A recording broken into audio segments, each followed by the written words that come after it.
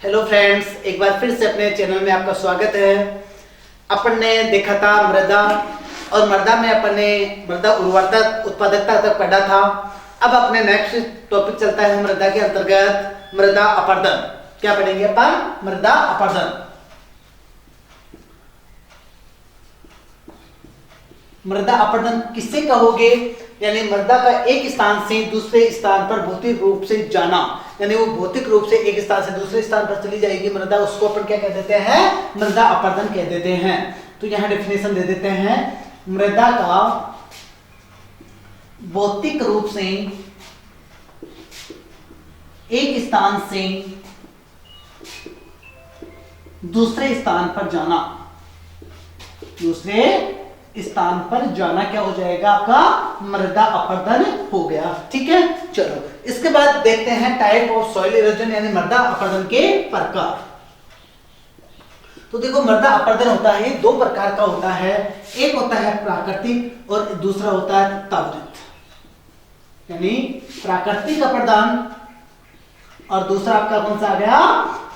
यानी त्वरित मृदा अपरदन। ठीक है, देखो प्राकृतिक मृदा अपरदन का मतलब क्या होता है? यानी इस अपरदन में क्या होता है? नुकसान, जो मृदा का नुकसान होता है वो मृदा बनने से कम होता है। किससे होता है?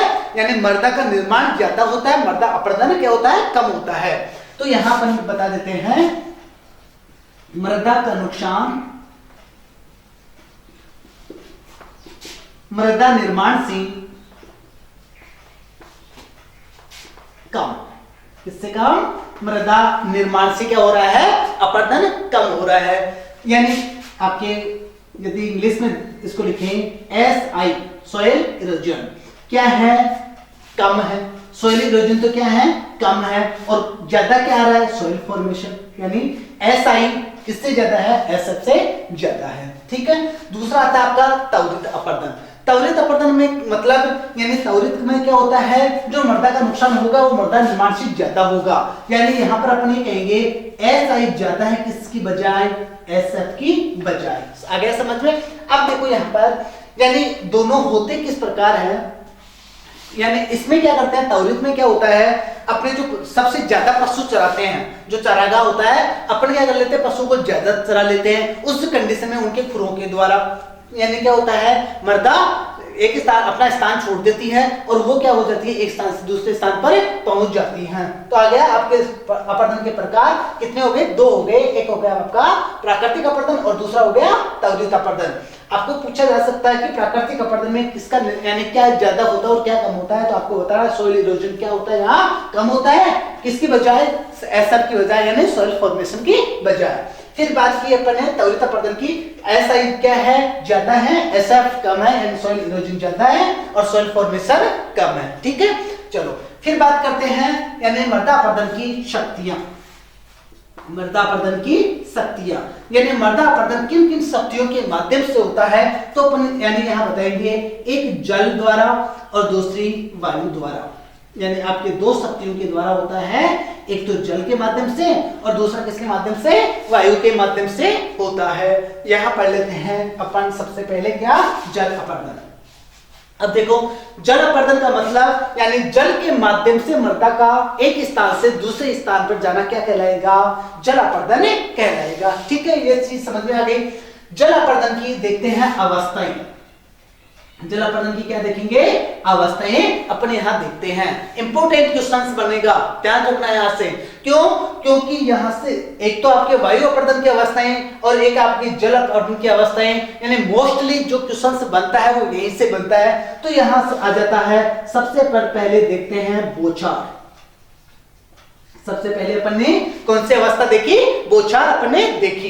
देखो बौछार क्या होता है? जल अपरदन की प्रारंभिक अवस्था है। तो पहला क्वेश्चन ही अपने, यानी अपन ने क्या लिख दिया पहले ही, यानी कि जल अपरदन की प्रारंभिक अवस्था।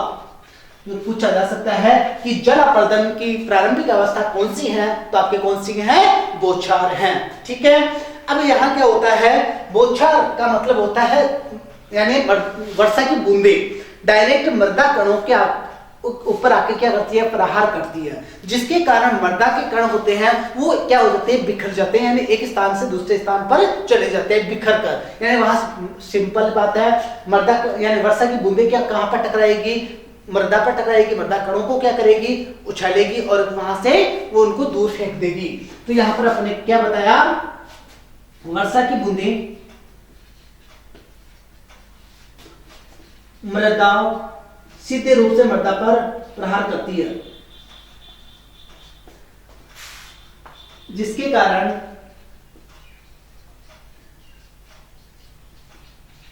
कण इधर उधर बिखर जाते हैं। कण क्या होते हैं, इधर उधर बिखर जाएंगे। उसको अपन ने क्या कह दिया, बौछार कह दिया। ठीक है, आगे समझ में चलो। इसके बाद में देखते हैं इसकी दूसरी अवस्था, और दूसरी अवस्था अपन देखते हैं परत।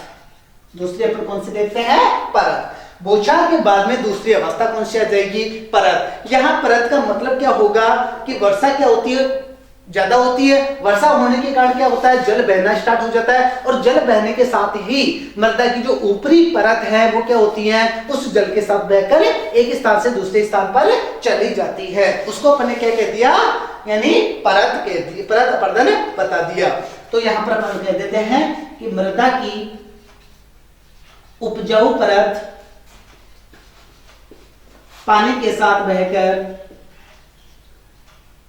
पानी का मतलब यहां पर वर्षा जल आएगा, साथ बहकर एक स्थान से दूसरे स्थान पर पहुंच जाती हैं। ठीक है, आगे समझ में चलो। अब बात आ गई भाई, सिंपल सी बात है, सबसे हानिकारक अवस्था होगी। हानिकारक क्यों होगी, इस चीज को समझना। हानिकारक इस वजह से होगी कि मृदा की जो ऊपरी परत है वही क्या हो गई, वर्षा जल के साथ बहकर चली गई। अब बहकर चली गई, इट मींस सिंपल सी बात है, उपजाऊ परत ही ऊपर वाली थी, तो यानी यहां पर अपने कह दिया हानिकारक अवस्था। क्या हो गया, हानिकारक अवस्था। क्वेश्चन आपको यहां से ये पूछा जा सकता है कि जल अपर्दन की सबसे हानिकारक अवस्था कौन सी है, तो आपको बताना है परत अपर्दन। फिर नेक्स्ट देखते हैं, परत के बाद में आ जाते हैं रिल। तीसरी कौन सी आती है, रिल। रिल का मतलब होगा गली, नाली, जिसको अपन कह सकते हैं। अब देखो यहां पर क्या होता है, वर्षा का जो पानी होता है वो बहना स्टार्ट हो जाता है खेत में से, और खेत में से क्या होता है, यानी छोटी छोटी नालियां बना लेता है। क्या होता है, गली, जिसको गली अपर्दन भी अपन बोल सकते हैं। ठीक है, तो यहाँ पर यानी क्या होता है, वर्षा का जो जल होता है वो क्या होता है, बहना स्टार्ट होता है, और खेत में क्या होता है, छोटी छोटी नालियां बना लेता है। तो पहली कंडीशन लिख दी, खेत में छोटी छोटी नालियां बन जाती हैं। दूसरी चीज देखो, अब छोटी छोटी नालियां बनेगी तो अपन क्या करते हैं, इन नालियों को कृषि कार्य, जैसे नेक्स्ट जो सीजन आएगी उस नेक्स्ट सीजन में अपन क्या करेंगे, कृषि कार्य करेंगे। यानी अपने पलाऊ चलाएंगे, अपन उसमें हेरो चलाएंगे, कल्टीवेटर चलाएंगे, या पाटा लगाएंगे, तो उन कृषि कार्यों के द्वारा अपन क्या कर सकते हैं, उनको सही कर सकते हैं। तो यहाँ पर अपन ने दूसरी चीज बता दी, कृषि कार्यों के द्वारा सही किया जा सकता है, सही किया जा सकता है। ठीक है, आगे समझ में चलो। इसके बाद देखो नंबर 4 के ऊपर आता है अपने अवनालिका। नंबर 4 पे आता है अवनालिका। अवनालिका का मतलब होगा यहाँ पर, यानी जो खेत में छोटी नाली बन रही थी वो क्या हो जाती है, बड़ी नाली का रूप ले लेती है। क्योंकि क्या होता है, जैसे जैसे पानी बहता रहता है वैसे वैसे मृदा का कटाव होता जाता है, और मृदा का कटाव होने से क्या होता है, वो एक बड़ी नाली बन का रूप ले लेती हैं। तो यहाँ पर अपन बता देते हैं बड़ी नालियां बन जाती हैं। ठीक है, उसके बाद देखो, अब बड़ी नालियां बनेगी तो उनको कृषि कार्यों के द्वारा सही कर सकते हो क्या, नहीं किया जा सकता। तो यहाँ पर आप ये बता सकते हो कि कृषि कार्यों के द्वारा सही नहीं कर सकते, कृषि कार्यों के द्वारा अपन क्या कर, उनको सही नहीं कर सकते। ठीक है, आ गया समझ में। फिर इसके बाद में अभी यहीं पर अपन ले लेते हैं कि ये क्या होती है, जल अपर्दन की सबसे अंतिम अवस्था होती है। आपको पूछा जा सकता है अंतिम अवस्था अवनालिका, प्रारंभिक अवस्था बौछार, ठीक है, हानिकारक अवस्था परत। हानिकारक कौन सी, परत। ये आपके क्या, अपन ने क्या देखा, आपके जो जल अपर्दन था उसकी अवस्थाएं थी। ठीक है। इसके बाद देखो जल अपर्दन को प्रभावित करने यानी जो जल अपर्दन को प्रभावित करने वाले कारक, जल को यानी जल अपर्दन को प्रभावित कौन कौन से कारक कर सकते हैं, ये चीज भी आपको ध्यान रखनी है।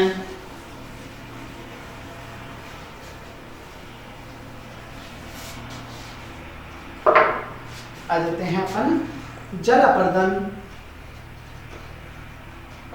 को प्रभावित करने वाले कारक।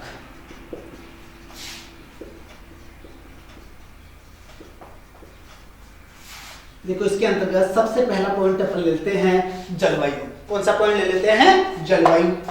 जलवायु क्या कर सकती है, यानी सॉइल जो भी इरोजन है इसको प्रभावित कर सकता है, यानी जो जल अपर्दन है इसको प्रभावित कर सकता है। जलवायु का मतलब किससे है? टेम्परेचर से है, नमी से है। तो नमी या टेम्परेचर, नमी ज्यादा होगी यानी क्या होगा, बरसात ज्यादा होगी, तो बरसात ज्यादा होगी तो क्या होगा, ह्यूमिडिटी ज्यादा होगी यानी नमी ज्यादा होगी, आर्द्रता ज्यादा होगी, और उस कंडीशन में क्या होगा, यानी जो जल अपर्दन है वो ज्यादा बढ़ेगा। फिर बात आती है नंबर दूसरा, मृदा का गुण। दूसरा पॉइंट आता है मृदा का गुण, यानी जो मृदा है वो मृदा का गुण भी क्या करता है, जल अपर्दन को प्रभावित करता है। इसी के साथ लेते हैं तीसरा, वनस्पति। खूब सारी वनस्पति है, मृदा का अपर्दन कम होगा, वनस्पति बिल्कुल नहीं है, मृदा का अपर्दन ज्यादा होगा। उसके बाद आते हैं नंबर 4 पे, मानवीय कारक। मानवीय कारकों का मतलब यानी मनुष्य से संबंधित, मानवीय कारकों का मतलब है मनुष्य से संबंधित। अपन क्या कर रहे हैं, पशु ज्यादा चरा रहे हैं, पशु ज्यादा चराएंगे तो क्या होगा, सिंपल सी एक बात है, जल अपर्दन ज्यादा होगा। अपन उसमें क्या कर रहे हैं, कवर क्रॉप काम में ले रहे हैं, कवर क्रॉप काम में लोगे जल अपर्दन कम होगा। अपन क्या कर रहे हैं, उसमें मल्चिंग का प्रयोग कर रहे हैं, यानी क्या होगा, ढकने का काम कर रहे हैं, इट मींस वहां पर भी क्या होगा, जल अपर्दन कम होगा। तो जो मानवीय कारक है वो भी क्या करते हैं, जल अपर्दन को प्रभावित करते हैं। और उसके बाद आते हैं नंबर 5 में, ढाल या सीढ़ीनुमा खेती। ढाल यानी जो खेत का ढाल होता है वो भी क्या करता है, जल अपर्दन को प्रभावित करता है। खेत का ढाल ज्यादा होगा, अपर्दन ज्यादा होगा, खेत का ढाल कम है, अपर्दन क्या होगा, कम होगा। ठीक है, ये तो अपन ने पढ़ा इसको प्रभावित करने वाले कारक। इसके बाद आते हैं यानी इसके नियंत्रण। अपन पढ़ लेते हैं इसका नियंत्रण, यानी जल अपर्दन को रोकने के उपाय, या यूं कहें नियंत्रण या रोकने के उपाय। जल अपर्दन को का नियंत्रण या रोकने के उपाय। देखो इसके अंतर्गत अपन लेते हैं सस्य विधियां। पहले क्या लेते हैं, सस्य विधियां। सस्य विधियां कहां की जाती है, जहां पर खेत का ढाल कितना होता है, 2% से कम होता है।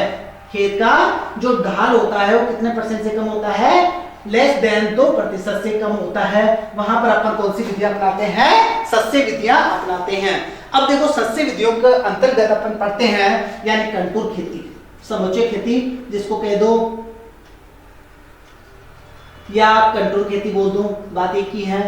समुच्चय या कंटूर का मतलब क्या होता है, समुच्चय या कंटूर का मतलब होता है जो पहाड़ी क्षेत्र होते हैं उन पहाड़ी क्षेत्रों में अपन क्या करें, ढाल के विपरीत कृषि कार्य करें। ढाल के विपरीत अपन कृषि कार्य करें, वह उनको अपन क्या कहते हैं, समुच्चय खेती कहते हैं। तो अपन ने बता दिया ढाल के विपरीत कृषि कार्य, ढाल के विपरीत अपने को क्या करना है, कृषि कार्य करना है। वो किसके अंतर्गत आ जाता है, आपके समुच्चय या कंटूर खेती के अंतर्गत आ जाता है। इसके बाद अपन क्या करेंगे, फसल चक्र अपना सकते हैं, सिंपल सी बात है, वो भी सस्य के अंतर्गत आता है।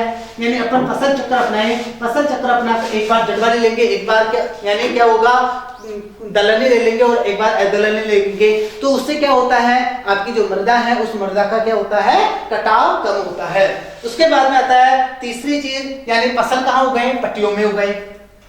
तीसरी चीज आती है फसल पट्टियों में उगाना। फसल पट्टियों में उगाने से क्या होता है, यानी आपका जल अपर्दन कम होता है।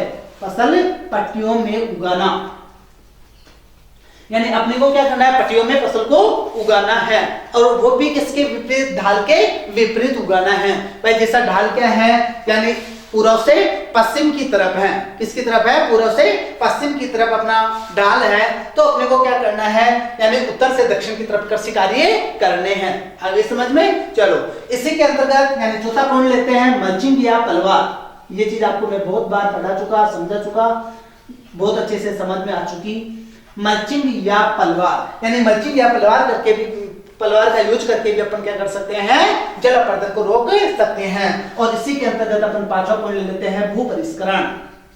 यानी आपको ये भी चीज आप पढ़ चुके हो पहले, भू परिष्करण का मतलब पढ़ाया था जुताई करना, यानी कृषि कार्य करना। जो भी आप कृषि कार्य कर रहे हो, जुताई कर रहे हो खेत में, उस जुताई के द्वारा भी आप क्या कर सकते हो, आपकी जो भी जल है, जल अपरदन है, उसको रोक सकते हो।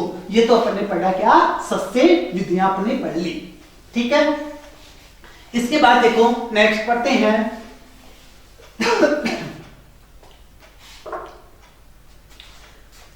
नंबर 2 पे ले सकते हैं अपन वृक्षारोपण।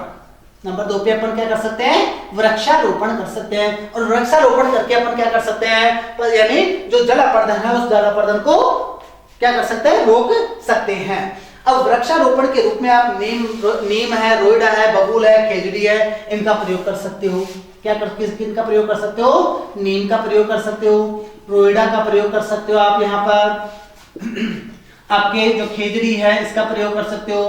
खेजड़ी के अलावा बबूल का प्रयोग आप कर सकते हो, ठीक है। तो इनका प्रयोग आप कर सकते हो, ठीक है। अब यहाँ पर एक बार थोड़ा सा बॉटनिकल नेम में आपको बता देता हूँ, एक याद रखना, क्योंकि यहाँ पर आपको नीम खेजड़ी ये नहीं आएंगे, आपके बॉटनिकल डायरेक्ट ही बॉटनिकल नेम ही आते हैं।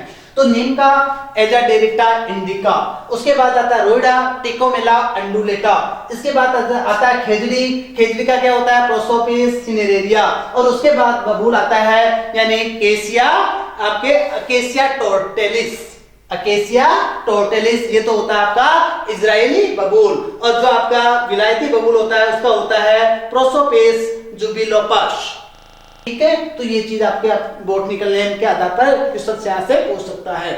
फिर आते हैं नंबर 3 पर ले फार्मिंग। नंबर तीसरा यानी जल अपरदन को अपन रोक की तीसरी विधि कौन सी ले लेते हैं, ले फार्मिंग। यानी ले फार्मिंग का प्रयोग करके अपन क्या कर सकते हैं, जल अपरदन को रोक सकते हैं। ले फार्मिंग का मतलब होता है यानी अपन फसलों के साथ में घास उगाए। ले फार्मिंग का मतलब क्या होता है, अपन फसलों के साथ घास उगाए, तो उसको अपन कहते हैं ले फार्मिंग, फसलों के साथ घास उगाना, साथ घास उगाना। ये क्या किसके अंतर्गत आता है, ले फार्मिंग के अंतर्गत आता है। अब आप देखो फसलों के साथ में कौन कौन सी घास उगा सकते हो, तो आप अंजन घास उगा सकते हो। कौन सी घास उगा सकते हो, अंजन घास उगा सकते हो। आप क्या कर सकते हो, यानी नेपियर घास उगा सकते हो, नेपियर घास उगा सकते हो। इसके अलावा आप यानी टाइगर घास उगा सकते हो। टाइगर घास किसको कहते हैं, अपनी जो कांस होती हैं उस कांस को अपन किस नाम से जानते हैं, टाइगर घास के नाम से जानते हैं। इसके अलावा आप जो शेवण घास आती है आपके पश्चिमी राजस्थान में पाई जाती है, उसका प्रयोग आप कर सकते हो, ठीक है। ये आपके आ जाता है क्या, ले फार्मिंग यानी फसलों के साथ घास उगाना। फिर अब बात आती है पॉइंट नंबर 4 पे लेते हैं यांत्रिक उपाय। यानी अपन ने सस्य उपाय अपना लिए, सस्य उपाय के बाद में अपन वृक्षारोपण किया, वृक्षारोपण के बाद में अपन ने लिया ले फार्मिंग, यानी फसलों के साथ अपन घास उगाकर क्या कर सकते हैं, जल अपरदन को रोक सकते हैं। और उसके बाद देख लेते हैं अपन यांत्रिक उपाय। यांत्रिक उपाय यानी जहां पर खेत का ढाल क्या होगा, 2% से ज्यादा होगा। खेत का ढाल 2% से ज्यादा होगा, वहां पर कौन से उपाय अपनाए जाएंगे, यांत्रिक उपाय अपनाए जाएंगे। खेत का ढाल 2% से ज्यादा, ग्रेटर देन 2%। इसके अंतर्गत आता है, देखो पहला लेते हैं अपन सब सोइलर। पहला कौन सा ले लेते हैं, सब सोइलर। सब सोइलर का मतलब होता है अधोमृदा की जुताई। सब सोइलर का मतलब क्या होता है, अधोमृदा की जुताई या कटाई। बातें की हैं, तो देखो अधोमृदा की जुताई या कटाई,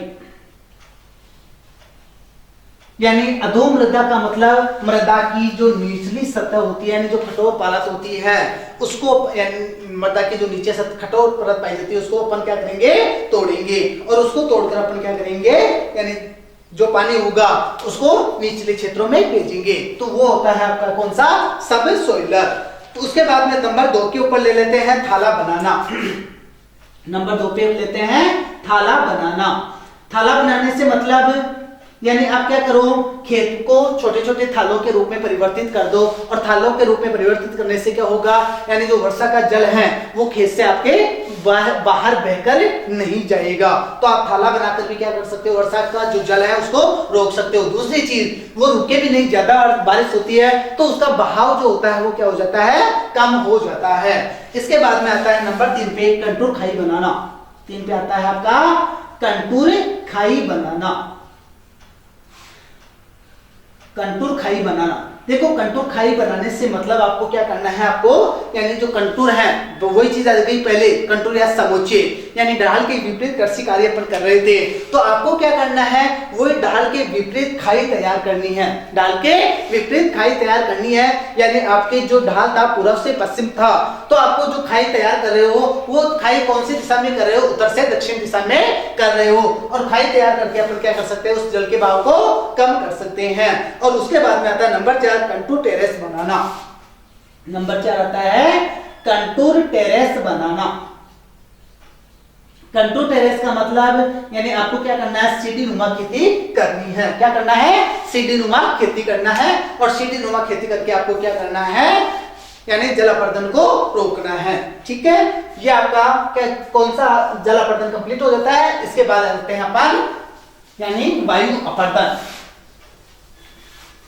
जलापर्दन कंप्लीट, कोई प्रॉब्लम हो तो आप कमेंट्स के जरिए या व्हाट्सएप के जरिए पूछ सकते हो।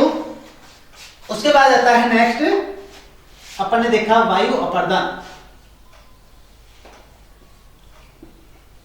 यानी वायु के द्वारा मृदा का एक स्थान से दूसरे स्थान पर जाना क्या कहलाएगा, वायु अपर्दन कहलाएगा। अब बात आती है वायु अपर्दन सबसे ज्यादा राजस्थान में कहां होता है। एक चीज मैं थोड़ा सा यहाँ पर दोनों ही चीज बता देता हूं। जल अपर्दन सबसे ज्यादा राजस्थान में, यानी आपका जो दक्षिणी राजस्थान है, यानी कोटा बूंदी, बारां झालावाड़, जो कि आपका हाड़ौती क्षेत्र है, यानी 5वां जलवायु खंड, उसके अंतर्गत जल अपर्दन होता है। और जो आपका वायु अपर्दन होता है वो होता है आपके पश्चिमी राजस्थान। इट मींस आपका पास्ट ए, पास्ट बी, पास्ट सी जो जलवायु खंड थे उनमें सबसे ज्यादा कौन सा अपर्दन होता है, आपका वायु अपर्दन होता है। फिर बात करते हैं यहाँ पर, यानी वायु अपर्दन की अवस्था पर देखते हैं, और इसके अंतर्गत यानी इसको 3 भागों में डिवाइड करते हैं। कितने भागों में डिवाइड करते हैं, 3 भागों में डिवाइड करते हैं। नंबर 1 ले लेते हैं अपन, कौन सा, यानी निलंबन। पहला कौन सा ले रहे हैं, निलंबन। निलंबन, निलंबन को इंग्लिश में कहते हैं सस्पेंशन। निलंबन को इंग्लिश में क्या कहते हैं, सस्पेंशन। ये चीज अपने एनिमल हस्बेंड्री में भी काम में आएगी भाई। क्यों, क्योंकि वहां पर जो प्रोटीन वगैरह है या वसा वगैरह है उनके, यानी वो किस रूप में पाए जाते हैं, तो वहां ये प्रकार अपन पढ़ते हैं। निलंबन का मतलब होता है यानी मृदा के जो कण होते हैं वो बिल्कुल छोटे होते हैं। क्या होते हैं, मृदा के कण बिल्कुल छोटे होते हैं। तो यहाँ पर आपको बताना है कि मृदा के कणों का जो आकार होता है यहाँ पर निलंबन में वो कितना होता है, 0.1 पर यानी mm। कितना होता है, 0.1 mm से कम, यानी लेस देन 0.1 mm से कम किसमें होते हैं, मृदा कणों का आकार निलंबन में होता है। अब देखो यहाँ पर क्या होता है, हल्के कण है, हल्के कण है तो हवा के माध्यम से उड़कर, हवा के माध्यम से क्या होते हैं, उड़कर एक स्थान से दूसरे स्थान पर पहुंच जाते हैं। देखा होगा आपने, यानी अपने आंधियां चलती है, आंधियां चलने पर क्या होता है, वायुमंडल में बिल्कुल बारीक बारीक कण क्या होते हैं, ऊपर की तरफ गति करते हैं। वो को क्या है, निलंबन। कौन सा, वायु अपर्दन का कौन सा प्रकार है, निलंबन है। आ गया समझ में। चलो या इसमें एक चीज और ध्यान रख लेते हैं, यानी निलंबन के माध्यम से जो मृदा का नुकसान होता है वो होता है 3 से 5%। मृदा का नुकसान कितना होता है, 3 से 5% होता है। यानी टोटल जो वायु अपर्दन होता है उसका 3 से 5% कौन से यानी प्रकार के द्वारा होता है, निलंबन के द्वारा होता है। दूसरा देखते हैं उच्छलन। दूसरा अपने आ जाता है साल्टेशन, जिसको अपन कहते हैं उच्छलन।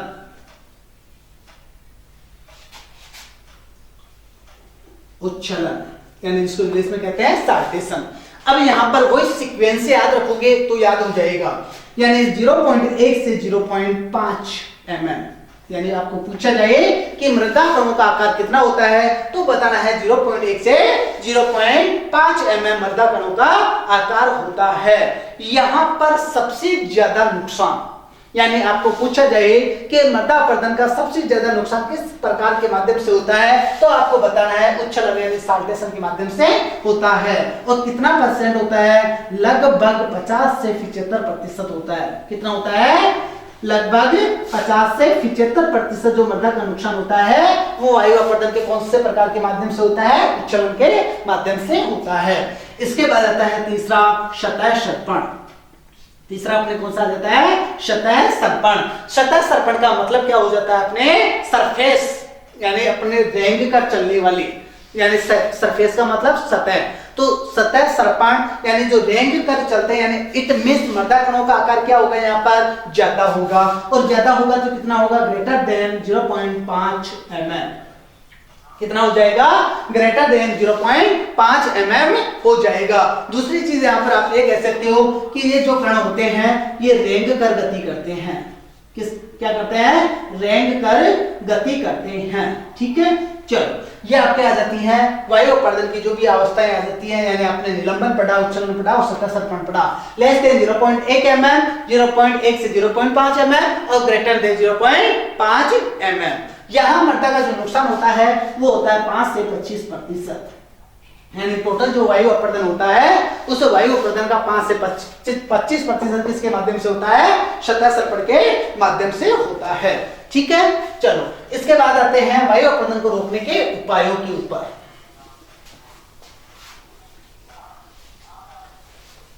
हालांकि ज्यादा कोई हार्ड नहीं है वायु अपरदन, लगभग वही चीजें जो जल अपरदन में अपन ने अपनाई, यानी वही आपके सस्य विधियां अपन अपना सकते हैं। तो अपन ने बता दिया नंबर 1 सस्य विधियां।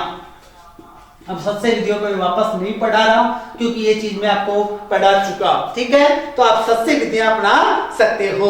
सस्य विधियों के बाद में आप ये कह सकते हो कि वही वृक्षारोपण अपना सकते हैं। वृक्षों के रूप में वही खेजड़ी है, बबूल है, रोइडा है, आपके नीम है, वो लगा सकते हैं। उसके बाद अपन कह सकते हैं कि आपके वायुरोधी जो झाड़ियां होती हैं वो झाड़ियां अपन लगा सकते हैं। तो यहां पर मैं दूसरा बता रहा हूं, वायुरोधी झाड़ियां लगाकर, वायुरोधी झाड़ियां लगाकर आप क्या कर सकते हो? वायु अपरदन को रोक सकते हो।